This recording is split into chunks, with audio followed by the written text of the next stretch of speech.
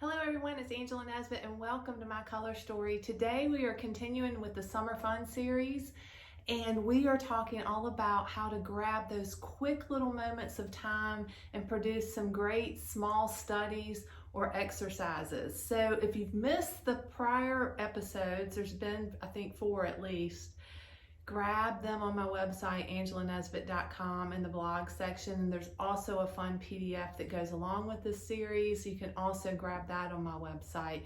But today, if you are like me, I am in and out of town, and sometimes I have just small amounts of time in the studio. So we are going to focus on some ideas to help you really use that hour or two you have here or there to be planned and organized and to hopefully have some fun reference materials to get you going in the fall. So that's what today is all about, some fun studies and exercises to keep your creativity flowing all summer long. So the first thing to think about is to keep your goal just kind of clear and simple, not too complicated, just really focus in on a clear and simple goal. You might want to work on a certain color palette. You might have a particular subject matter in mind.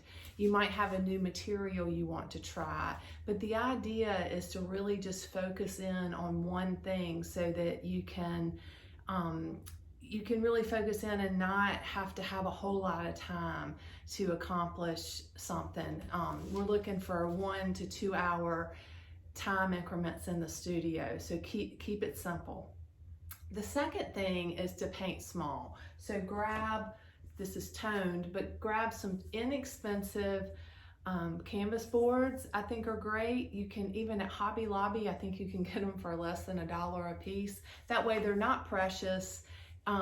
You're not going to get too married to them, and you're more likely to really just really try to do some great studies and exercises and not worry about your materials so much. And you can just toss them if you don't, if it doesn't come out the way you anticipated. So paint small, and then really define what you're trying to do. So I've got some ideas here I'm going to show you, but really define what's your exercise, what's your goal, what's your intention, and kind of have those, maybe a little bank of those planned out in advance, so, and your materials sort of gathered, and that way when you can grab that hour, you're ready to go. You don't need to spend an hour trying to figure out what you're going to do.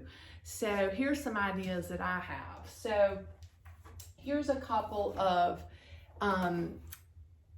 these are color studies done exploring. This is a triad of cobalt blue, quinacridone red, and cad lemon. So I really just explored what I could mix from these colors and what that palette would look like, getting all the way down into the grays from that palette. And this one was manganese blue, cad lemon, and alizarin crimson. So this is just an example of maybe exploring a palette that you've not tried or you want to refresh yourself on. So then in the fall you've got, wow, look, this took me less than an hour, and I can go to this when I'm ready to paint a bigger painting. So that's a great option. Another option are always value studies, which most artists need to work on. So this is just a quick little value study.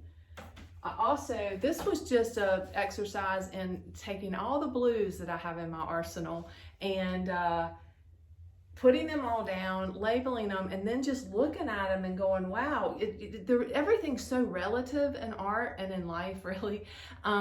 So when you really get them all down on one sheet, this is just a canvas paper, you really go, wow, I didn't realize there was such a difference in between this blue and that kind of thing. But any colors, it doesn't matter, it doesn't have to be blue, but I just have a lot of blues because it's one of my favorite colors. So that's an option.